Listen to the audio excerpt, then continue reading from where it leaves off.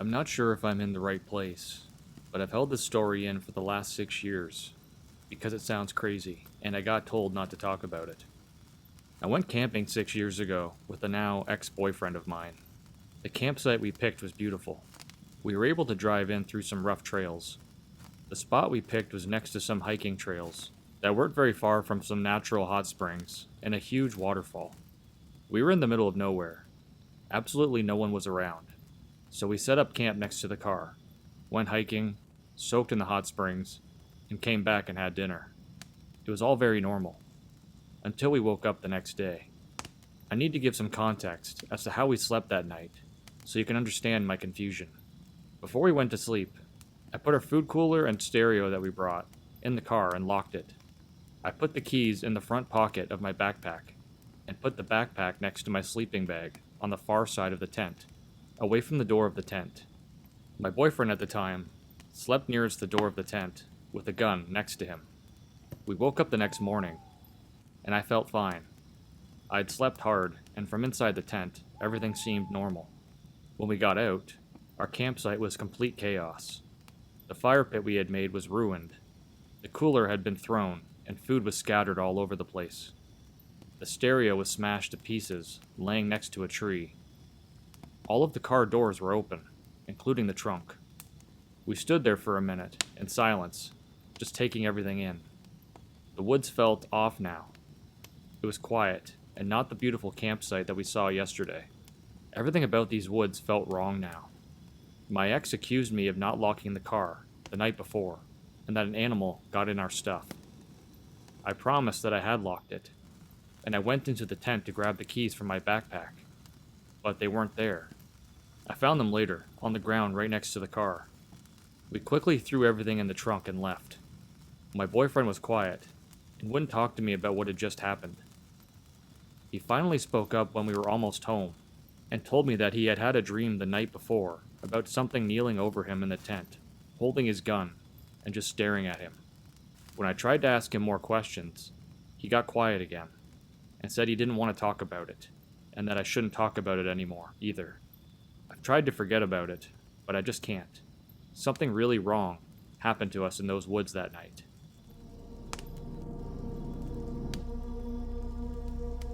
I'm from Connecticut. I was in a long-distance relationship with a girl from Georgia, and would often make road trips down to visit her. I don't really mind. I love road trips. I've driven across the United States and back, all on my own. There's just something about traveling the highways of the US by yourself that's just so freeing. To save money, I would sleep in my car. It's not so bad. It's basically camping, in a metal tent. Makes you feel like you're really roughing it. I just recline the seat back, keep the key in the ignition just in case, and doze off. No, I don't put anything up to block the windows for privacy. Maybe I should have. The trip down south is a comfortable two-way drive.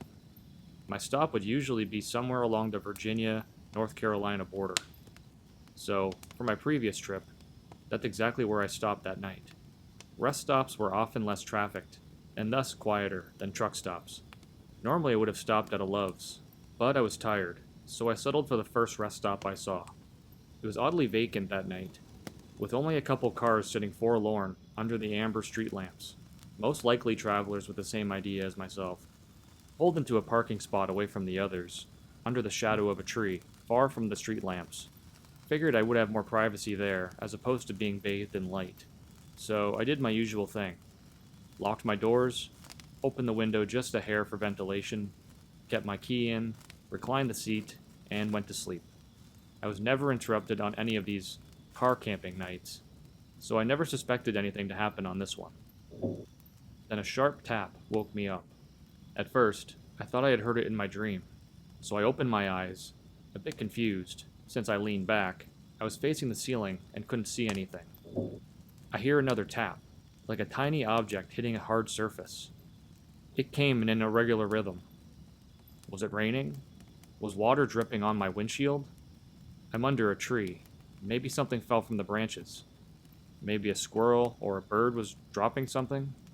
What if a squirrel was climbing around my car? Or what if it wasn't an animal? The thought occurred to me that it might very well be a person poking around outside. What did they want? Were the doors locked? Yes. The keys were in the ignition. I can leave in an instant. Still, I lay there, completely still, pretending to be asleep. Pretending I hadn't heard anything. Hoping whoever it was, they would leave me alone. It was better not to find out.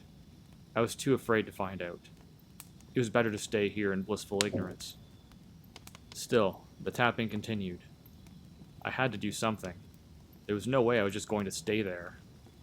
I had to look. My heart was pounding. In that moment, it was deafeningly loud. Whoever was out there could probably hear it. I decided I was going to look. I was going to raise my head up and see what was making the noise. So that's what I did. What met my eyes sent a jolt through my entire body. Every muscle fiber locked up in pure shock at what I saw. The faint glow of the street lamps cast just enough light for me to make out what I was looking at. There, in the windshield, staring directly at me, was a face. Someone, I presumed to be a woman, was lying on my hood. Her face pressed right up against my windshield. Her face was completely still, locked in a permanent grin. I froze in overwhelming terror. The eyes I stared into appeared to have rolled back, showing only the whites. The nose was turned up, pressed painfully into the glass. The lips stretched wide, revealing horrid rotten teeth. Even in the darkness, I could tell her skin was sickly pale, contrasting her long, filthy black hair. Whoever this was clearly not in her right mind. I don't know how long I sat there, too afraid to move. Finally, I got a grip on myself and shot my hand to the ignition. I turned it over, making, in that instant, the most beautiful sound I ever heard.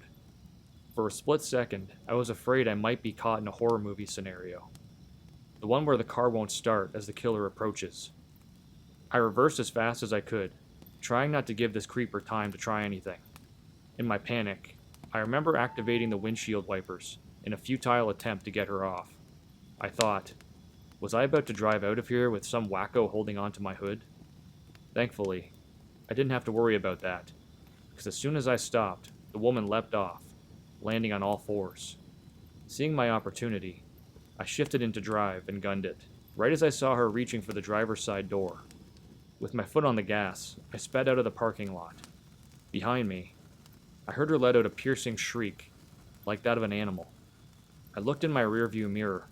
For a split second, I thought I saw her chasing me, running on all fours, her black hair swinging wildly around her. I couldn't get a good look. As I rounded a curve in the road, leading out of the rest stop, and merged with the highway. There, I picked up speed and drove through the night. I did not dare stop again until I saw the morning light.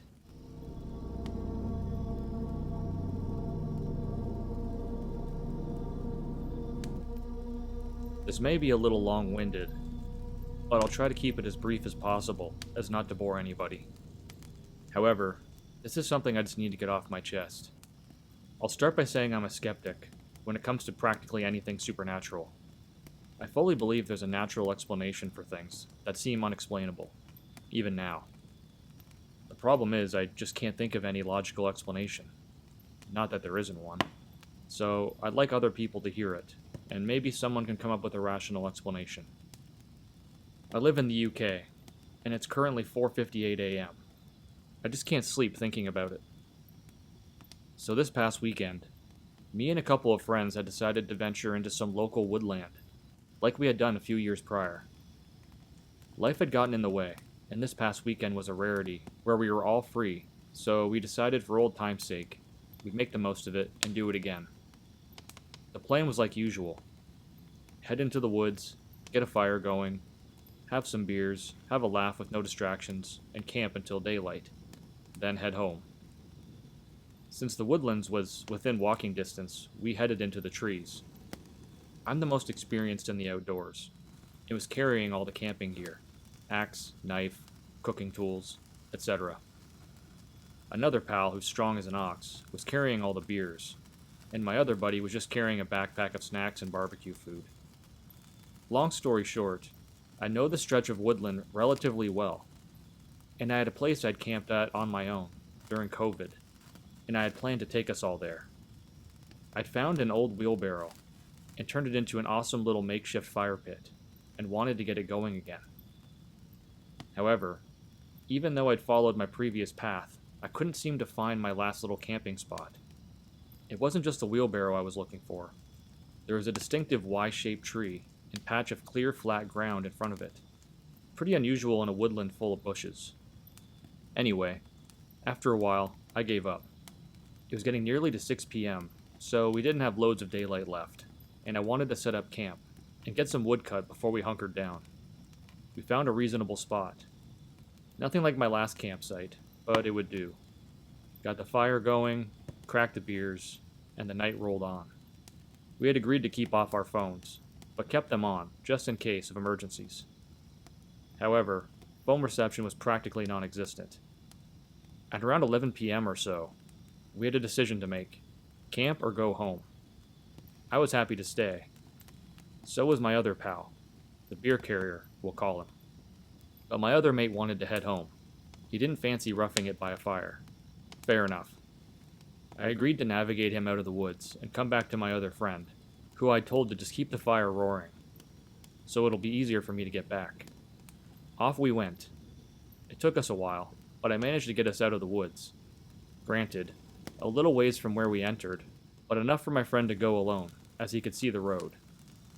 Now I just had to turn back and go back to my friend by the fire.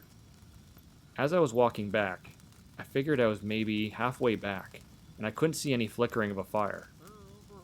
But I heard a male voice make a sort of beckoning sound over to my left. It kinda sounded like my friend by the fire, but not 100%. Sure enough, I heard it again. Something told me to shout back. The voice didn't seem right. I wanted to just get back to my friend by the fire, but at the same time, what if he got nervous being alone and he tried to follow us out and got lost? I kept pushing forward towards where I know our fire was, every now and again turning off my headlight, just looking for the flickers of the fire in the distance. Sure enough, I managed to see the faint flickers of fire and my friend's torch beaming towards me. His massive frame soon came into view, and he just said my name with an obvious distress in his voice. I said, "Yeah, it's me. Were you just shouting?" By this point, we're both by the fire, and I can see he's shaken up. He said he wasn't shouting, but he thought he heard someone laughing. Strangely enough, from roughly the direction I heard the half-beckoning shout, I just told him to relax. We've got an axe and a knife. He's built like a tank, and I'm 6'1" and fairly broad. Nobody is going to mess with us on purpose, surely. It's likely just the wind. Mind plays tricks on you. Just as we were about to crack open some fresh beers, we heard a loud metallic clang. Same direction. We both bolted up. He had his knife, and I had my hand axe. We both just froze looking at each other. Now it was obvious. It wasn't the wind. We decided enough was enough, filled our backpacks with everything of value, and once we were sure we had everything, we doused the fire and started heading out. I decided the best way would be to go the way I came from, a little further from our initial entry point, but I've just come from that direction, so it'll be easy, even in the pitch dark. So we're heading back literally the way I just came from, perhaps 10 minutes before. Then it was just there. The wheelbarrow I'd used years before during COVID. Same rusty hole near the bottom corner. Inside, charred black with the fire I'd had roaring over 4 years ago. My friend didn't react because he hadn't been this way yet. I'd been looking for this wheelbarrow, so I definitely would have noticed it before, and it was definitely not the campsite I'd been to prior. Then I noticed a black glove just below the wheelbarrow. Looked almost new, and had rubber fingertips, just like my friend's, who I'd escorted out more than 30 minutes ago at this point. Neither of us touched the glove, and we just marched on. My original path out didn't matter, as I was just straight line booking it, until we got to a clearing. Just as the trees thinned, an almighty metal bang was heard behind us, and I've no shame in admitting we both ran. It sounded like a sledgehammer smashing against something metal. We got over a field and didn't bother finding the exit. We just climbed the fence. Neither of us are small or super athletic, so this isn't really something we'd choose to do usually. We found ourselves practically on the other side of the woods, which we'd entered. We just headed to the nearest streetlight, and neither of us really knew what to say. It was obvious we were both shaken up. I'd camped alone, loads of times. I'm used to funny noises, and your mind playing tricks on you. This wasn't that. Not only that, these woods aren't exactly popular. You never see litter. There's no actual paths or dog walking trails through there. In fact, the only foreign item I've ever seen in over 10 years is that wheelbarrow. The first thing I did was call my friend, who I'd escorted out originally. Now, he was not experienced in the woods. He didn't even have his own headlamp or torch. He'd been using my torch, or flashlight, as Americans call it, before. So the likelihood of it being him playing a prank was non-existent. But I called him anyway. He was at home. I could hear his girlfriend even talking in the background. When I told him what happened, he couldn't believe it. He asked me if I'd picked them up, and I said what? He said his gloves. He'd accidentally left them at our camp when I escorted him out, but just figured we'd grab them in the morning. I've been meaning to go back and see if the wheelbarrow is there, in the daylight, but something just feels off. Even writing this, it feels like something was seriously wrong with that whole ordeal. My friend who experienced it with me is equally as troubled by it. How did that wheelbarrow appear in a path I was just at? How did my friend's glove get there? Who was making the noises and why? If it was people playing tricks, how are they moving about in the dark with no light?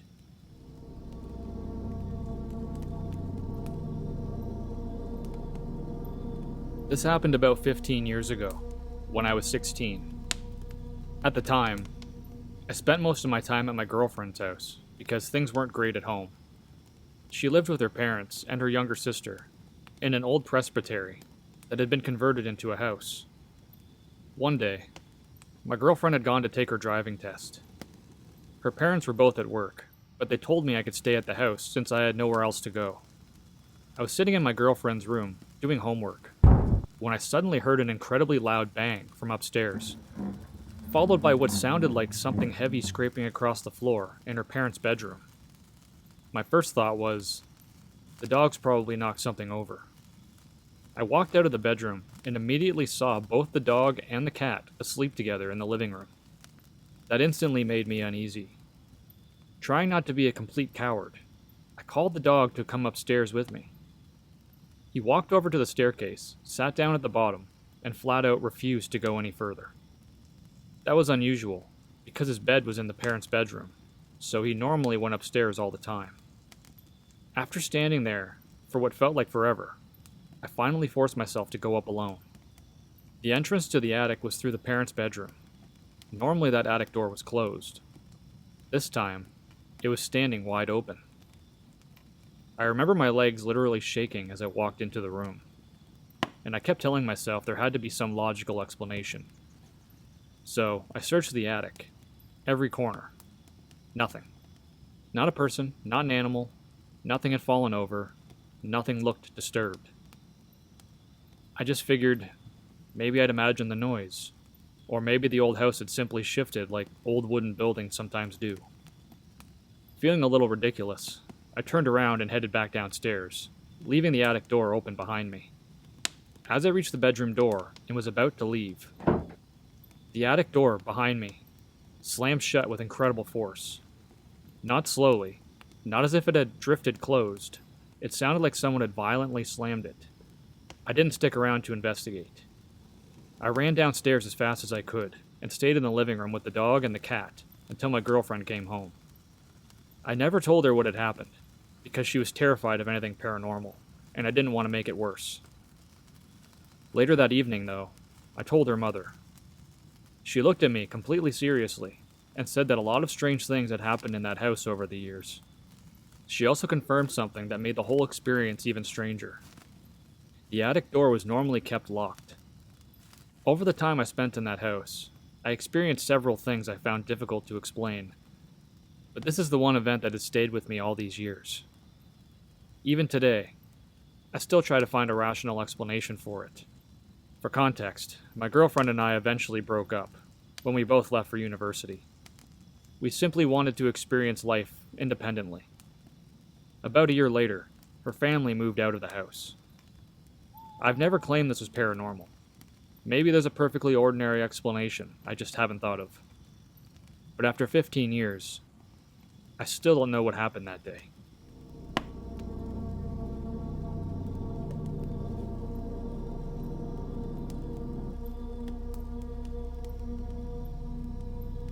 So me and my friends Aaron and Noah had been meaning to go on a camping trip in the Pine Barrens of New Jersey.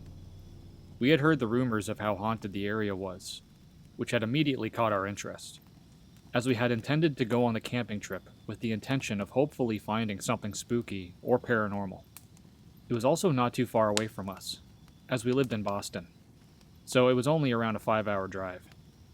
For a bit of context, my friends and I had known each other for around 4 months, as we had all just started attending the same college, and all three of us shared a dorm together.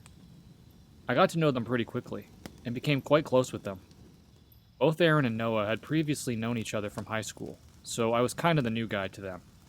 However, they would both always talk about how they were big into the paranormal scene, and are very interested in investigating sometime. I'm also interested in the paranormal, and me and one of my close friends from high school actually went investigating at some local attractions previously. So Aaron and Noah both suggested that over the winter break, we should all go camping and do some investigating for ourselves. They suggested we should all go camping in the Pine Barrens of New Jersey. It is widely regarded as haunted, and there are many ghost stories from that area. So we all agreed, and I asked if I could bring my friend from high school that I had previously been investigating with, as we'd both been talking about meeting up for a trip sometime.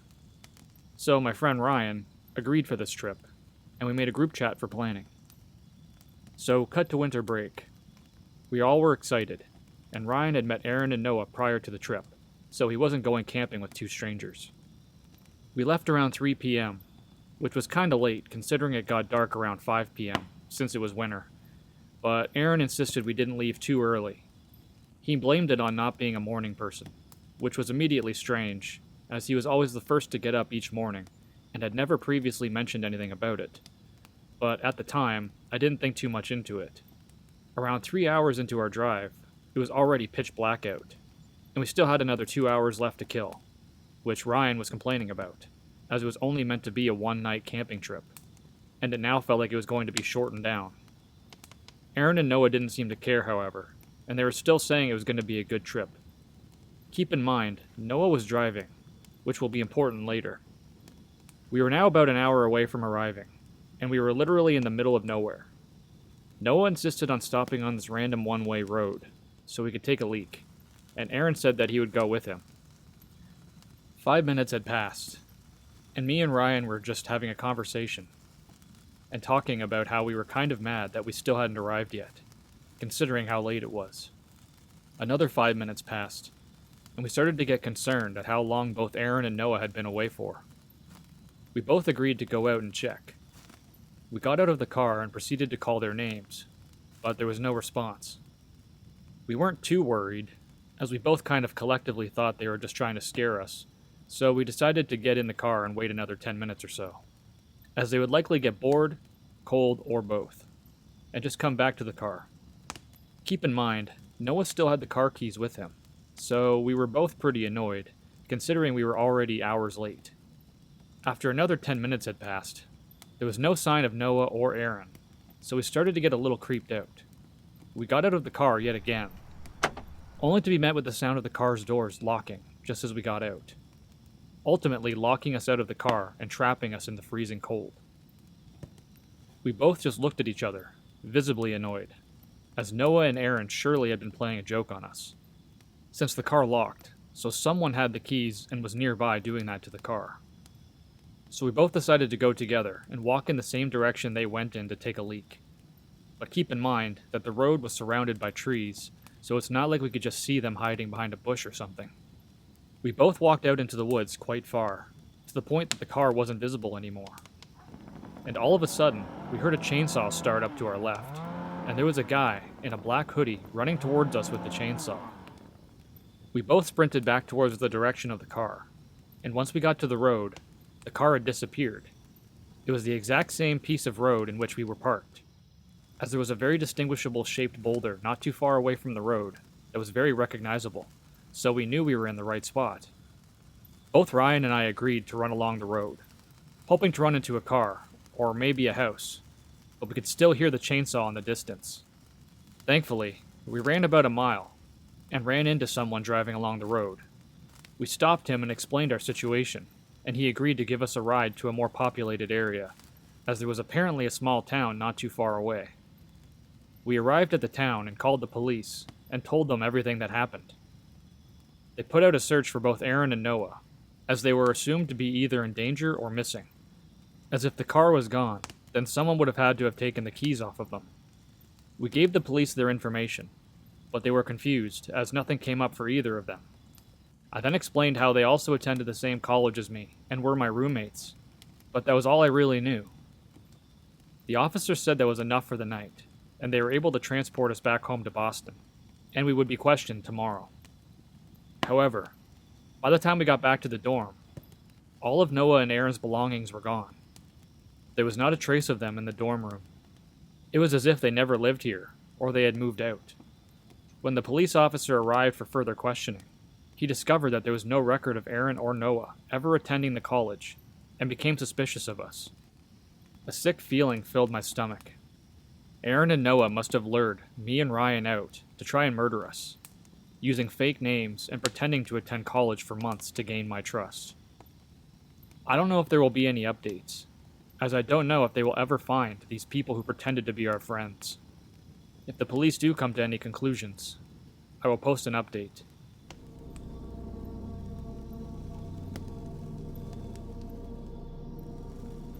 This is a true story from when I was 5 years old. It was the day of my cousin's birthday party, and we were doing it in my backyard. For a visual, my backyard is a normal, just square-shaped backyard, decent size, and we had one tree in the corner of the backyard near the fences. So I remember this day clearly, because it was absolutely terrifying, and I have never experienced anything like this in my whole life. I'm not a believer in the paranormal for the most part. So, my family and I were having a celebration for my cousin outside. My dad was grilling, and we had 2 tables that we were eating at. I remember my whole family and I were outside eating and talking, and some point into the party, my mom looked up at our tree and screamed. Our trees were pretty tall, and it didn't have branches going up it. In other words, you couldn't climb the tree. My mom screamed, and we all looked at the tree.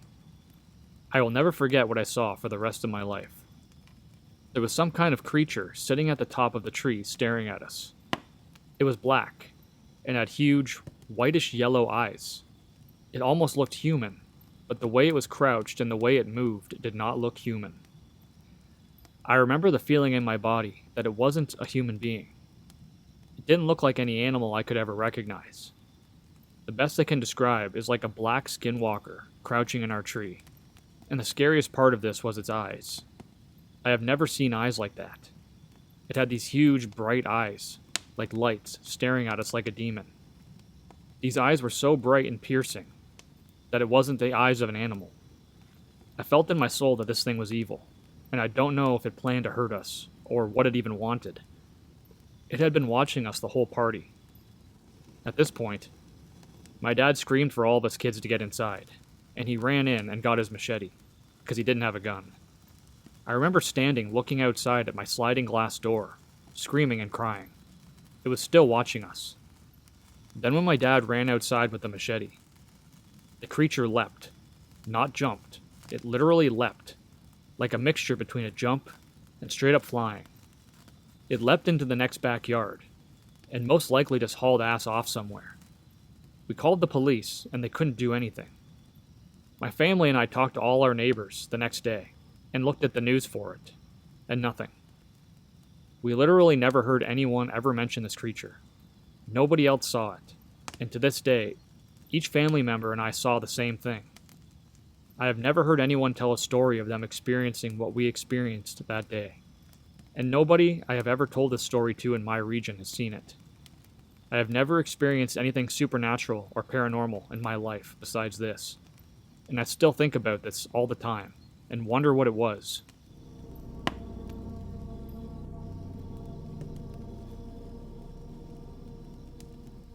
To set the stage for this story, we must go back to the far-off year of 1988.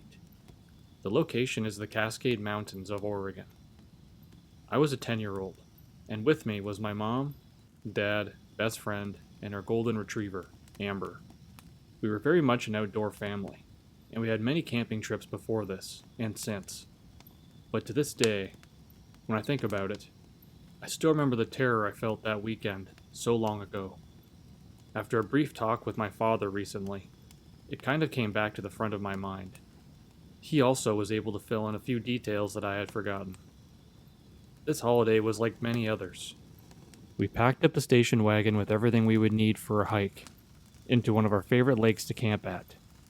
To make this trip even more exciting for me was the fact that it was my birthday weekend, and I got to pick this lake. After we arrived at the trailhead and got our packs on, my dad got his sidearm out and strapped it onto his belt. In Oregon, open carry was permitted in national forests, and my dad always had a gun on his hip while in the woods, which always added a sense of security. We had a close call with a bear one time, in which it came in handy. The lake was about a 4-mile moderate hike in, through some thick forest, but the trail itself was well maintained and was never very busy, so it was going to be a very pleasant hike in. We started off on our hike, and back in the 80s, it was not uncommon to have your dog off leash on the trails in the forest. So, we let Amber run and do her thing. She was a good dog, and she never ran off too long or jumped on people. She did love people though. And speaking of people, we had not seen anyone else on the trail after about 2 miles in on the hike, which was nice, since it was just all of us talking, laughing, and enjoying nature. My best friend and I started to hike ahead of everyone else, because we were so energized and excited about finding the first and best tent spot once we got to the lake. Amber was bounding ahead of us, and having a great time too. We were about 20 yards ahead of my parents, when Amber stopped dead in her tracks. I thought maybe she saw a chipmunk or something, maybe a bird, but her hackles came up, and she let out the lowest of growls. She never growls, so we stopped walking, and I thought maybe a deer or a bear or something was just off the trail, and she saw or heard it. We immediately started walking backwards, and my parents caught up to us. My dad asked us what was going on, and I told him that Amber is up the trail and is growling at something. He tells us girls to stay back with my mom, and he walks ahead to where Amber was at on the trail. My dad gets up to her and looks around. I hear Amber whimper a bit while looking off the trail. My dad comforts her and calls her back and walks back to us. He says it must have been an animal, and that he didn't see anything right off the trail or ahead of us. He says to let him take the lead, and we continue to hike. It did not take long before it was forgotten, and Amber and the rest of us were all having a good time again. We arrived at the lake, and much to my delight, there was no one else there camping. The water was clean and blue, and the shade from the trees made the whole scene just perfect. My friend and I found the best spot to set up our tent, and my parents followed suit. After we had camp set up, my folks went off to fish just down the hill, and my friend and I took off with Amber to walk around the other side of the lake to catch some salamanders. We only made it about 1/8 of a mile when Amber stopped and started to growl. We stopped and looked around and heard brush rustling. Then, right in front of us, a man walked out of the trees. Amber stayed right by our sides and started to bare her teeth. He was taller than my dad, so at least 6'4", was very skinny, but had very broad shoulders. He was clean cut and was wearing black jeans and a white polo shirt with loafers.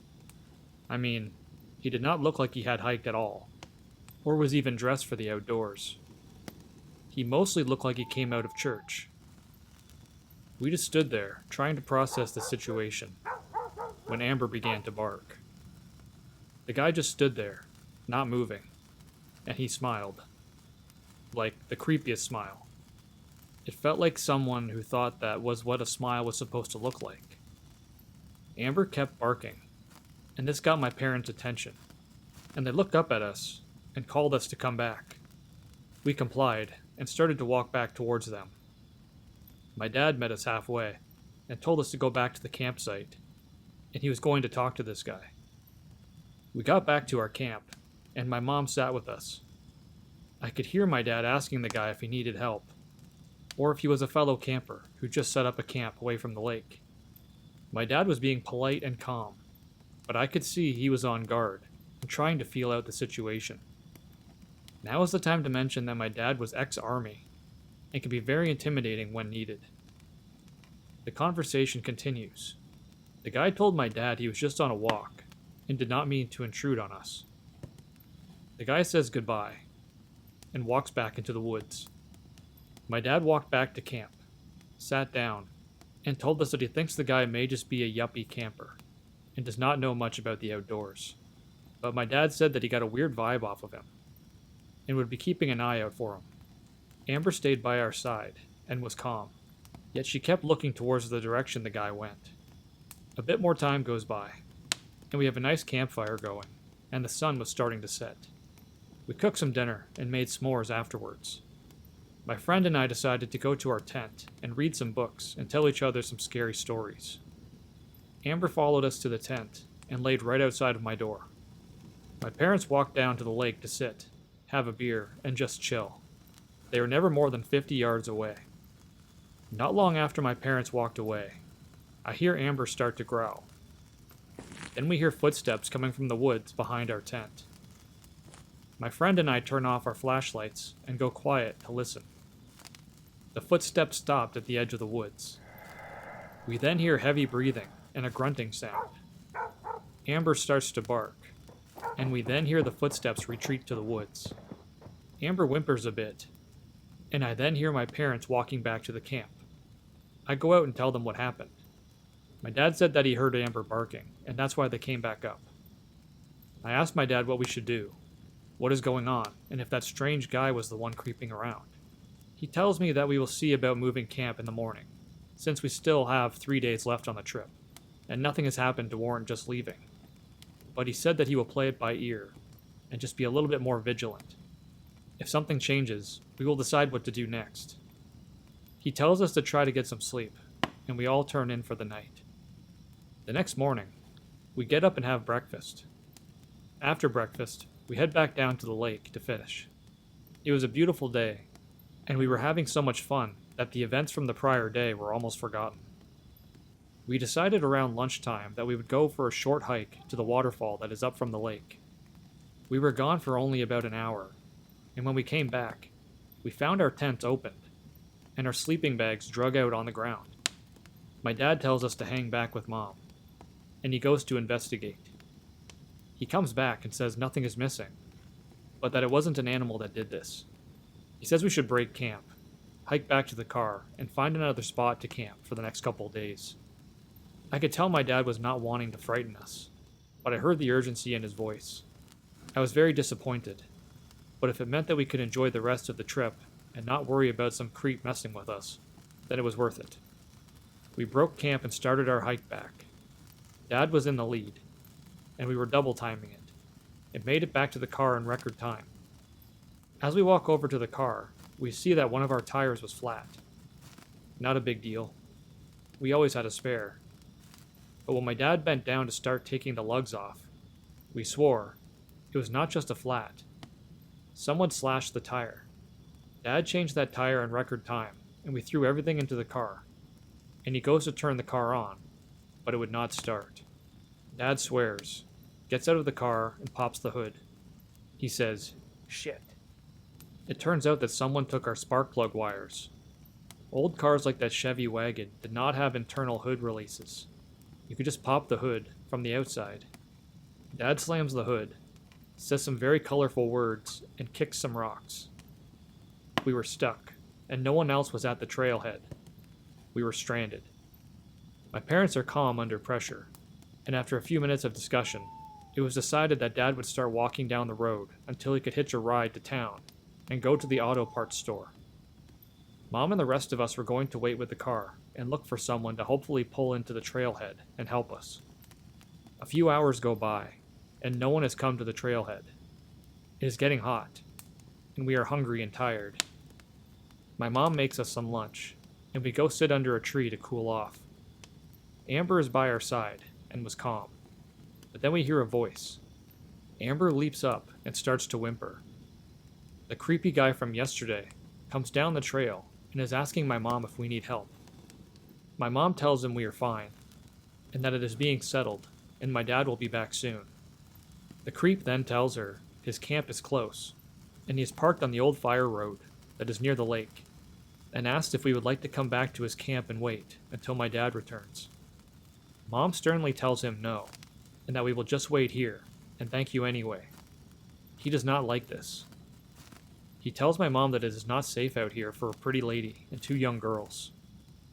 My mom, like my dad, is no pushover, and asserts herself again that we do not need any help, and to please leave us alone. The guy just stands there, smiles wide, and then just turns around and leaves. My mom is visibly shaken, and us girls were a bit scared. My mom comes over to us and tells us that we need to stay close, do not wander, and that we will be okay.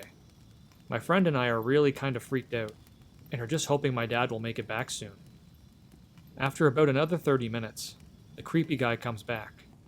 This time, though, he is not alone, and has a slightly younger guy with him. The other guy is dressed as a yuppie camper, and has a very stern look on his face. My mother stands her ground as they approach. Amber starts to low growl, and her hackles go up. The two guys flank us, and one of them flashes a gun tucked into his belt. The older guy tells us that we need to go with them, and that they were not asking. My mom backs up next to us, and without taking her eyes off of them, reaches into her belt and pulls out her Bowie knife. My mom said we will not be going, and that they need to leave now. The two men did not even flinch at this, and said that we will come with them, or they will hurt us. At this moment, though, Amber goes from just growling to barking, and puts herself between us and them. This makes the guys stop. My mom yells that they need to leave now. They start backing up, and at that moment, we hear a truck pulling into the trailhead parking lot. At the sight of the truck, the guys start to walk away fast, and disappear into the tree line. The truck was a forest ranger, and he had my dad with him. My dad jumped out of the truck and ran over to us, asking if we were okay. The ranger came over and asked who those men were, and if we were okay. My mom explained everything while my dad hugged us girls and told us we will be okay. The ranger takes off to go looking for the men. My dad tells us that he was about 5 miles from town when the ranger picked him up and took him the rest of the way to get the part for the car. He then drove him back to our car.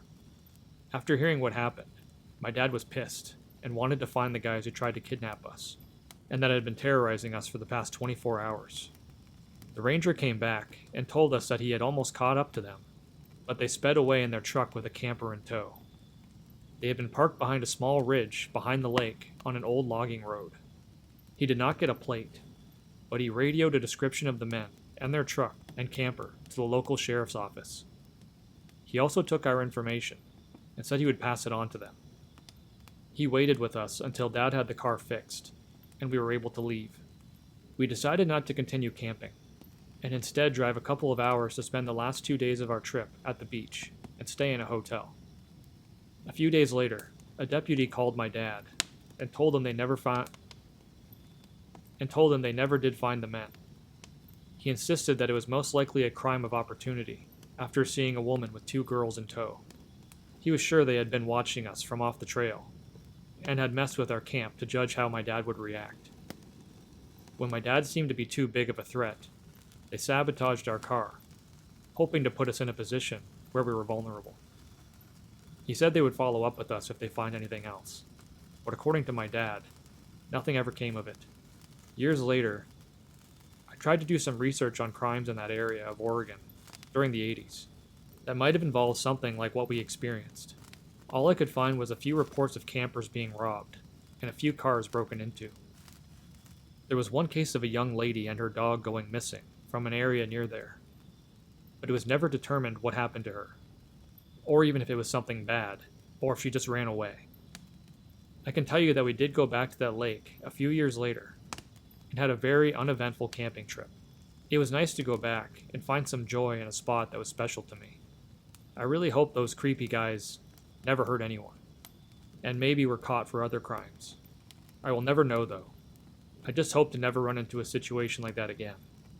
I can say that having a dog along with us helped our situation. She was the hero and kept us alert. Amber went on to live until she was 12 years old and passed with her favorite people around her. Remember to stay safe, stay watchful, and it never hurts to have a sweet, brave dog with you.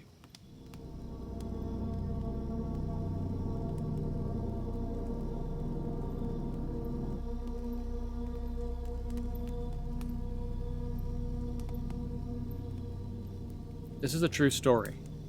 A camping story I still remember with unsettling clarity. When I was 12 or 13, I was adventurous. So was my family. All 5 of us decided it would be a great weekend to go camping. Tent camping, actually. We rarely did this, since we had an RV, but the idea excited us kids with its novelty and promise of something different. I don't remember the exact location of this campground, but I can tell you I've always lived in West Tennessee, near the Kentucky border. That's where this happened. And my dad had to work first. My sisters and I'll call them H and K, immediately started running around, exploring everything we could find. We discovered a creek bed with cool rocks and little fish trapped in shallow pools.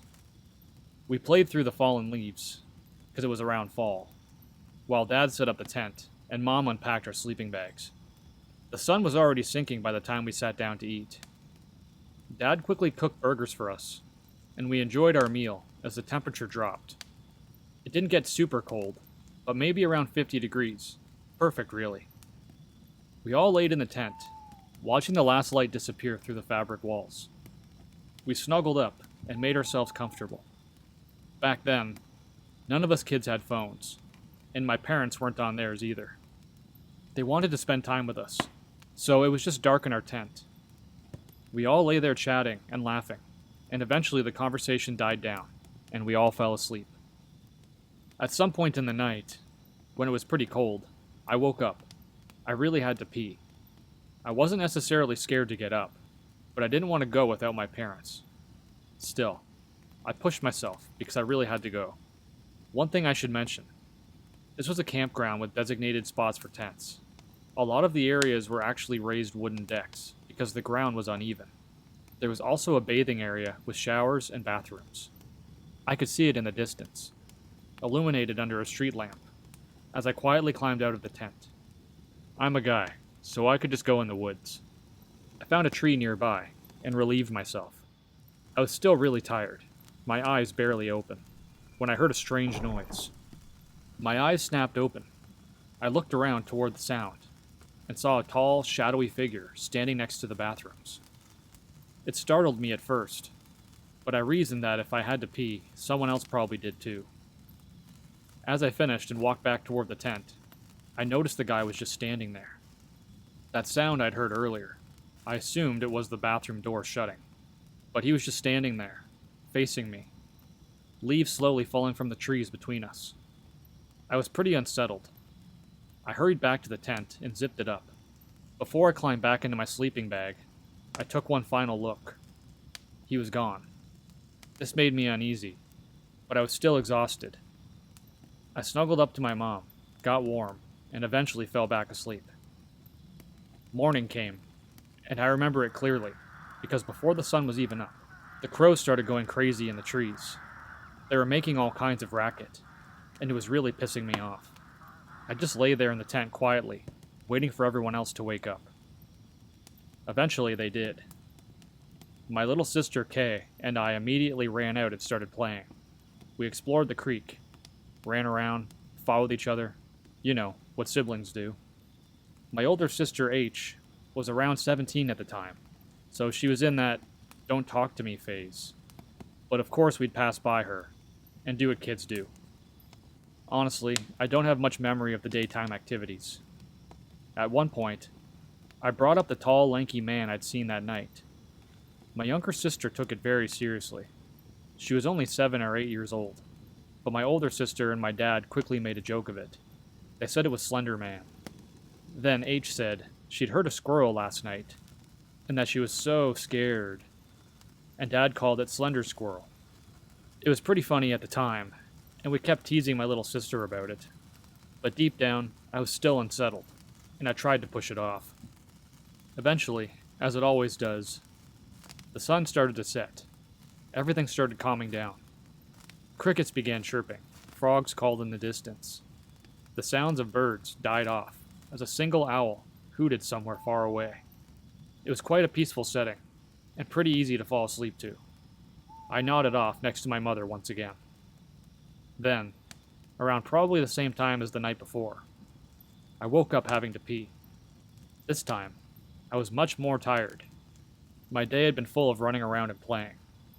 I lay there on my pillow, trying to decide if it was worth getting up, but I really had to go.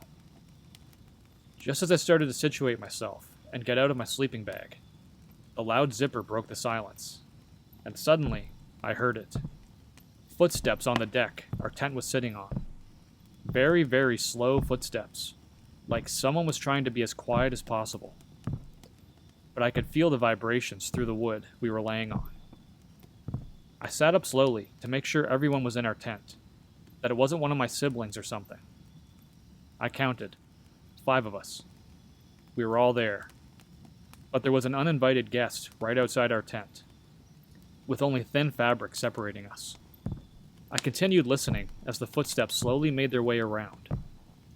They started from behind the tent and wrapped around to my left.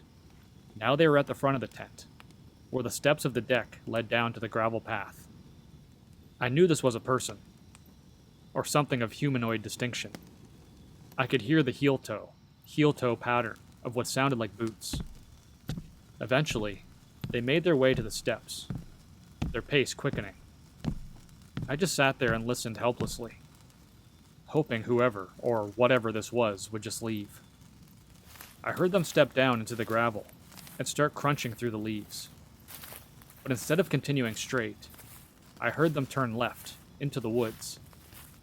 Our tent was actually on the edge of the campground, so there was nothing behind us but pure forest. I heard the footsteps disappearing into the distance. Eventually, they just stopped. I could hear nothing anymore. Slowly, the crickets and the owl in the distance came back into focus. After this unsettling situation, I was obviously pretty scared. There was no way I was falling back to sleep, and I still really had to pee, but I wasn't about to go outside. So I just laid my head back down, eyes wide open, staring at the roof of the tent, trying to listen for any more sounds. Why didn't I wake up my parents, you may ask? I was nervous about it. I thought it might have been in my imagination, or they might be mad at me, or things might just get worse. So I left them alone, and figured I'd tell them about it in the morning. I never did sleep the rest of that night. Eventually, I saw the morning light start to peek through our tent walls, and I heard those stupid annoying crows again. Eventually, morning turned to day, as my sisters ran around doing whatever they wanted. I just sat in our camping chair, watching the trees blow. I couldn't stop thinking about those footsteps, and how they'd turned left, straight into the forest.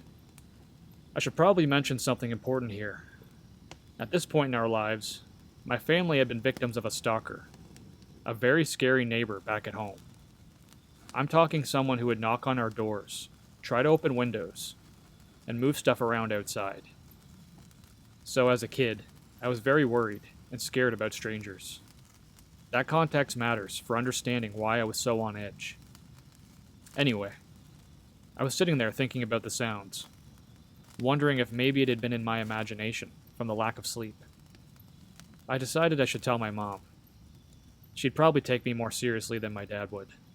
I found her at the campsite and told her I'd heard footsteps last night, that it was pretty scary, that it sounded like someone was on our deck. She said, "Honey, you were probably just dreaming. Or it was a squirrel or something. We're completely safe out here. Nobody wants to hurt you. Look at all those families out there." At the moment, this made me feel a little better. My mom had always made me feel better. Skip a few hours, and here we are getting ready for bed again. Nothing weird happened during the day. I'm in that familiar spot next to my mom in the cold tent, snuggled up. At this point, I'm extremely tired. The lack of sleep last night and all the activities today had me worked. I was ready to sleep. My family's chatter and giggles turned into silence as I drifted off into what I had hoped would be a good night's rest. But late in the night, surrounded by my parents snoring, I heard the loudest twig snap I've ever heard. Everything around us just went quiet. It made me dart awake. And as if I wasn't already awakened enough, I immediately heard what sounded like stomping footsteps coming down the deck stairs straight toward the entrance of the tent. Whoever this was moved quicker than last time.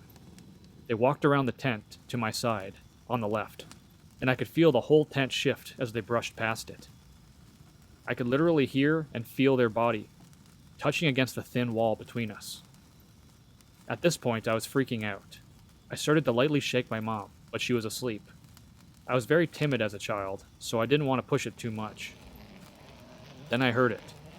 There's a back flap on the tent, and the zipper started opening. Very, very slowly. At this point, I was panicking. I shook my mom really hard this time, not making any noise, but she woke up and sat up. What's happening? She said. The zipper stopped. Just like that, no more noise came from outside. Mom, there's someone outside the tent, and they're trying to get in, I whispered. No, there isn't, she said in an annoyed voice. Just go back to sleep. Mom, please, wake up Dad. There's somebody outside this tent. I heard them. I felt them. They were there. At this point, my dad woke up, still groggy from sleeping. I explained to him what was happening. Very quickly and without saying much, he grabbed his flashlight and unzipped the front tent flap, ignoring the back flap that was already halfway open at this point. He shined light around the tent slowly and looked around. Nothing. Nobody. No sign of anybody being there. I was in disbelief. Morning rolled around with those damn crows annoyingly squawking in the distance. This time, I was even more annoyed because I'd gotten zero sleep. I spent the rest of the day in a really bad mood, not wanting to talk to anyone, just reading my book, drawing on a piece of paper, not exploring or doing anything a kid should be doing. The next day was the day we were leaving, so my siblings were trying to make the best of it. I won't bore you with what happened throughout the day, because nothing really happened. Except at one point, I saw an old, pale, tall man walking around in the woods, seemingly exploring. I didn't think much of it at the time. And once again, night rolled around. I was genuinely terrified to even lay in that tent again. I just wanted to go home at this point. I made a point to leave the zipper unzipped, from when it was unzipped that night, but it got zipped back up by someone in the family. As I lay there, not sleeping, minutes felt like hours. I didn't have a phone, so I had absolutely no way to check the time. I just lay there, waiting, hoping the man wouldn't come back, hoping the sun would come up faster. I actually waited for those crows, hoping they would start calling. But time passed slowly. I specifically remember at one point it got extremely cold. I started shivering.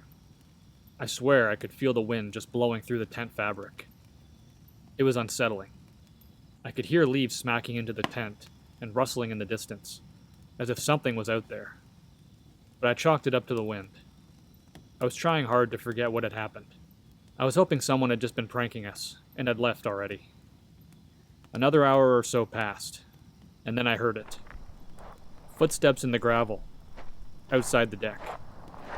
This time, they were shuffling or dragging, like someone dragging their feet through the gravel, very slowly, very long. Very slow, very long, and drawn-out steps. I started shaking. Not again, I thought, but the footsteps stopped. I could hear them last right in front of the deck. Silence followed. I sat there waiting. All of a sudden, something sharp poked against the side of the tent, like a stake or a knife, but it didn't poke through. It scared the absolute crap out of me. And then, suddenly, it poked straight through the side of the tent. I mean, this was like a foot from me. It was a knife, like an 8-inch long knife, and it started cutting down the tent wall. I started screaming. My little sister woke up immediately, freaking out and crying. Then my mom, then my other sister H, started screaming. Dad, Dad! My mom was shaking my dad awake, and we could all see this very obvious item poking through the tent, and what looked like a hand pushing down on the roof. I started shuffling and pushing myself away from the wall of the tent, trying to get as far as possible from whatever this was. My dad finally woke up and grabbed his gun, but as he was doing it, I was just staring at the hole left in the tent, and I saw a pair of eyes looking through. I swear they were glowing yellow, but obviously this could have just been my childhood imagination. I saw a hand start to open the hole in the tent, ripping it further. I started to see a face. A white, pale, wrinkled, disgusting face. No facial hair, just yellow eyes. And I saw crooked teeth, smiling at me. I swear to God, this is all real. I remember it so vividly.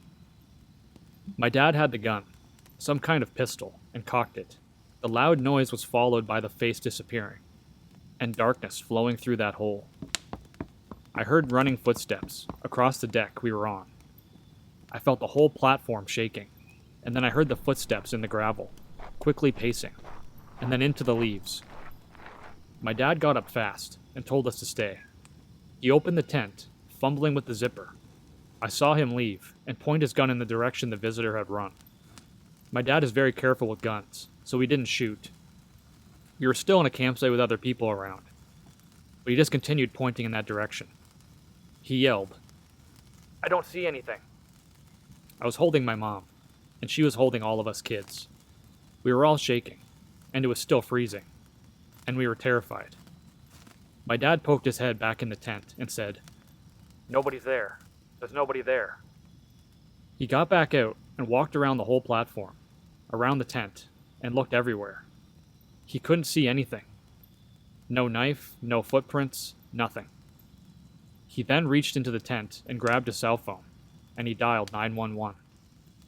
About 20 minutes later, a police cruiser showed up, illuminating the woods around us with blue and red lights. The cop got out and started asking my dad questions outside. By this point, my family and I were outside the tent, and we could see other people trying to see what was going on.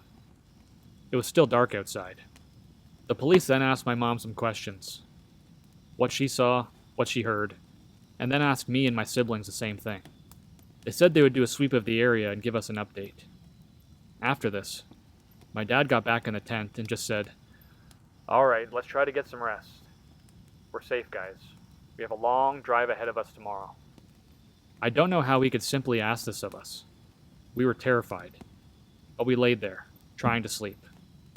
I stayed wide awake, my eyes just staring at the roof of the tent, waiting for something insane to happen. But thank God, it never did.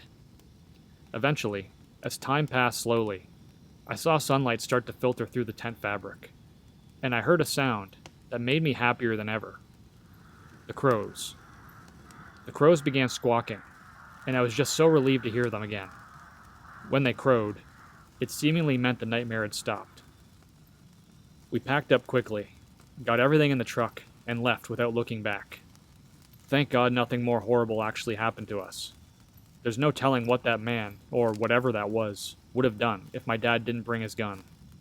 To this day, I don't know if it was our stalker, or some random person trying to prank us, or if it was something more sinister.